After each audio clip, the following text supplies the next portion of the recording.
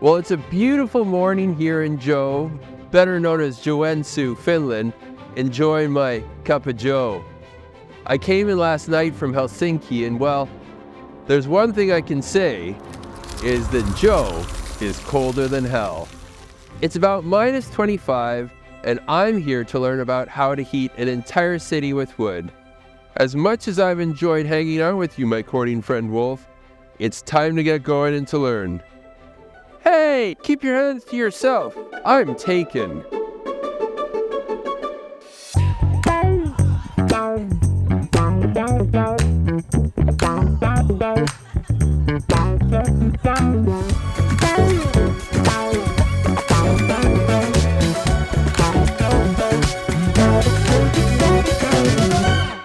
If you've never heard of Joensuu, it's known as the forest capital of Europe. That's because the forest industry is so important to the city, but also because it's home to the European Forest Institute. It's a subarctic climate, which means the average temperature is about 3.5 degrees. That makes it colder than Moscow or Ottawa, and pretty similar to where I grew up, Saskatoon.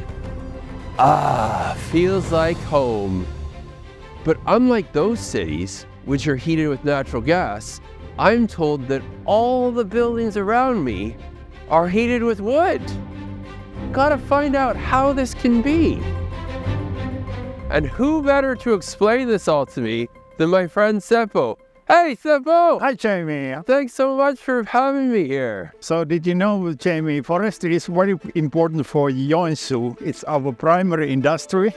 We use wood practically for everything. We produce heat for the entire city.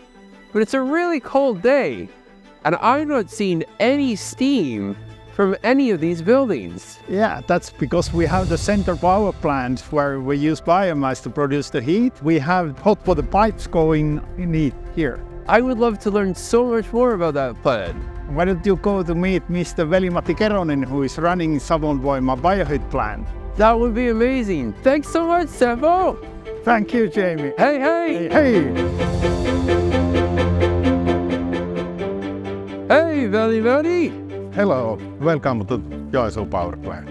So how many buildings does this one plant heat? About 3,000. 3,000 buildings? Yes. Tell me a little bit more about the plant. This Iksenvaara plant has 3 production units. The biggest is the combined heat and power block, so it gives 130 megawatts of district heat and 50 megawatts of electricity. Enough electricity for 50,000 homes? About, yes. Yes. And then the second unit is the 30 megawatt heat boiler, and then also we have a spare boiler. So the primary fuel that you're using for this plant is wood? Yes, wood is what we mainly use. And how can you be sure that all the wood that you're using is sustainable? I'm not the right person to give you the best answer for that, but I know a person who can help you. Well, thank you so much, Veli-Matti, and you have a wonderful day. Thank you, same to you. Hey, Antti. Hi. I hear you're the one to help explain to me how bioenergy supports sustainable forestry in Finland.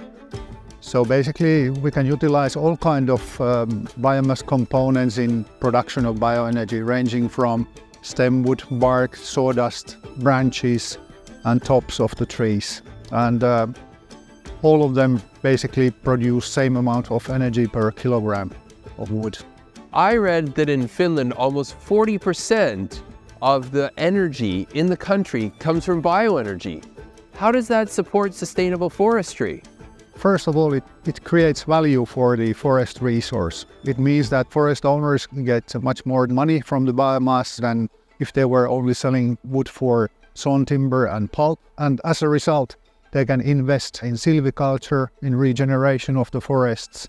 Forest has a true value for the landowner. And also, when we are reducing the biomass in the forest, the carbon stock, which is, you are calling it forest fuel, we can reduce the risk of forest fires and intensity of forest fires if that happens.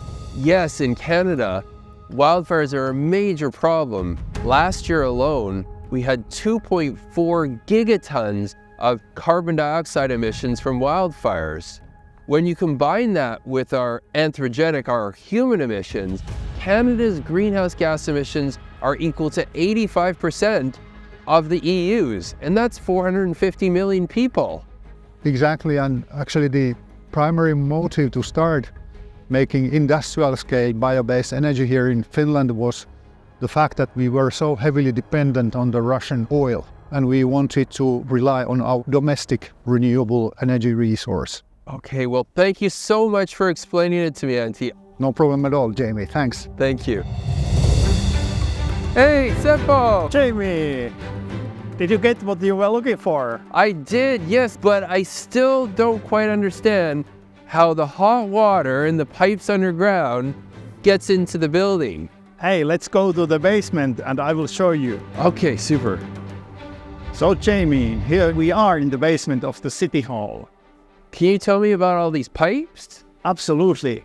This is the incoming water pipe from the major biomass plant, and this is the pipe going back, and this is the heating exchanging system to heating the whole building.